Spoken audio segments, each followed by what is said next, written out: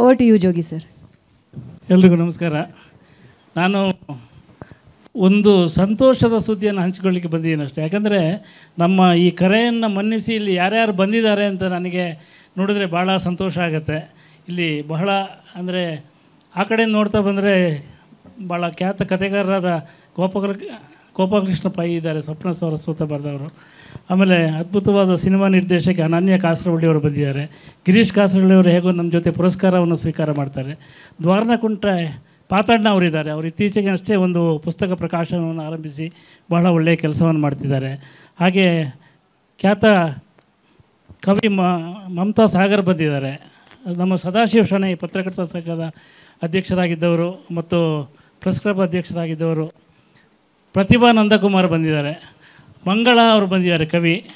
ಆಮೇಲೆ HS ನಮ್ಮ BR Lakshmanrao ಅವರ ಪತ್ನಿ ಇದ್ದಾರೆ, ಡುಂಡಿರಾಜ್ ಅವರ ಪತ್ನಿ ಇದ್ದಾರೆ. ಆಮೇಲೆ ಅಂದರೆ ನಾವು ಯಾರೆಲ್ಲ ಕರೆದಿದ್ದೀವಿ ಅಂದರೆ ಜಯಲಕ್ಷ್ಮಿ ಪಾಟೀಲ್ ಅವರು ಮತ್ತು ಕಥೆಗಾರರಾದ YN ಮಧು ಅವರು, ಪೂರ್ಣಿಮಾ ಮಾಳಗಿಮನಿ, ಇನ್ಫೋಸಿಸಲ್ಲಿ ಕೆಲಸ ಮಾಡ್ತಾ ಭಾಳ ಅದ್ಭುತವಾಗಿ ಕಥೆಗಳನ್ನ ವಿಮರ್ಶೆ ಮಾಡುವಂಥ ಮಹೇಶ್ ಅರಬಳ್ಳಿ ಅವರಿದ್ದಾರೆ. GV ಅರುಣ್ ಇದ್ದಾರೆ, ಶತಾಯುಷಿ G ವೆಂಕಟ ಸುಬ್ಬಯ್ಯನವರ ಮಗ ಮತ್ತು ಅದ್ಭುತವಾದ ಕಥೆಗಾರರು. ಆಮೇಲೆ ಇಂದ್ರಕುಮಾರ್ HB ಇದ್ದಾರೆ, ಹಲವು ಪ್ರಶಸ್ತಿಗಳನ್ನ ಗೆದ್ದುಕೊಂಡಂಥ ಕಥೆಗಾರರು. ಹಾಗೂ ನಮ್ಮೆಲ್ಲರ ಪ್ರೀತಿಯ ಮೋಹನ್ ಭಾಸ್ಕರ್ ಹೆಗಡೆ ಅವರಿದ್ದಾರೆ. ಅವರು ಸೆಲ್ಕೋದಲ್ಲಿ ಚೇರ್ಮನ್ ಆಗಿದ್ದಾರೆ.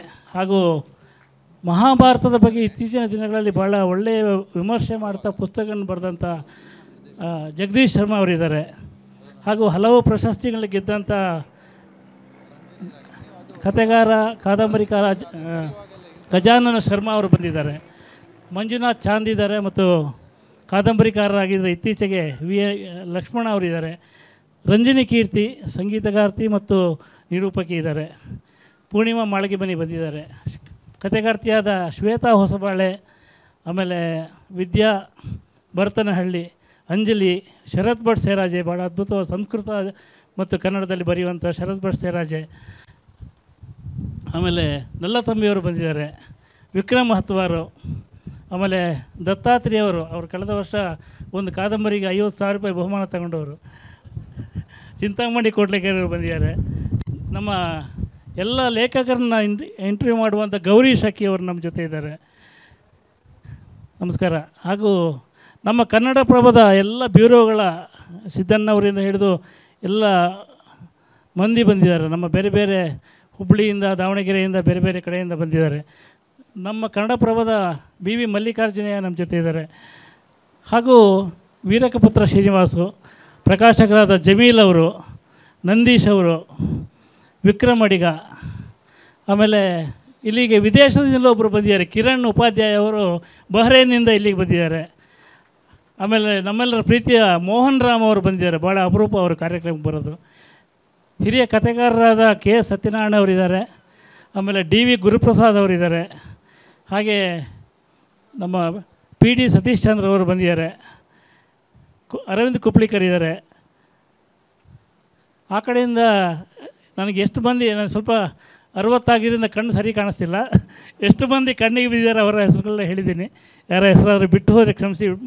ಏನಂದರೆ ನೀವೆಲ್ಲ ಬಂದಿರೋದ್ರಿಂದ ಈ ಕಾರ್ಯಕ್ರಮ ಇಷ್ಟು ಚೆನ್ನಾಗಾಗಿದೆ ಅಂತಂದರೆ, ಇವತ್ತು ಇಂಥ ಒಂದು ಸಂಭ್ರಮವನ್ನು ಊರಾಚೆ ಮಾಡಬೇಕಾದ್ರೆ ಇಡೀ ದಿನವನ್ನು ವಹಿಸಿ, ಇಡೀ ದಿನವನ್ನು ನಮಗೆ ಕೊಟ್ಬಿಟ್ಟು ನಮ್ಮ ಮೇಲೆ ಪ್ರೀತಿ ಇಟ್ಟು ನೀವೆಲ್ಲ ಬಂದಿರೋದ್ರಿಂದ ಈ ಕಾರ್ಯಕ್ರಮ ಎಷ್ಟು ಸೊಗಸಾಗಿ ನಡೆದಿದೆ.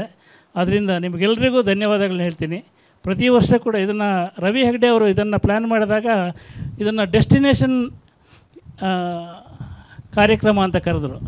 ಇಟ್ಸ್ ಎ ಡೆಸ್ಟಿನೇಷನ್ ಪ್ರೋಗ್ರಾಮ್ ಅಂತ. ಅಂದರೆ ಒಂದು ಬೇರೆ ಕಡೆಗೆ ಹೋಗಿ ಇಡೀ ದಿನ ಅಲ್ಲಿ ಇದ್ದು ಆ ಸಾಹಿತ್ಯವನ್ನು ಸಂಭ್ರಮಿಸುವಂಥ ಕಾರ್ಯಕ್ರಮ ಅಂತ. ಹಲವು ವರ್ಷಗಳ ಯೋಜನೆ ಈ ವರ್ಷ ಸಾಕಾರಕ್ಕೆ ಬಂದಿದೆ. ಮತ್ತು ಇಟ್ಸ್ ಎ ಕ್ಯಾಲೆಂಡರ್ ಇವೆಂಟ್, ಪ್ರತಿ ವರ್ಷ ನಡೀತಾ ಇರುತ್ತೆ. ಸೊ ಇದಕ್ಕೆ ಬಂದಿರುವಂಥ ಎಲ್ಲರಿಗೂ ಮತ್ತೊಮ್ಮೆ ಧನ್ಯವಾದಗಳು. ನಮಸ್ಕಾರ.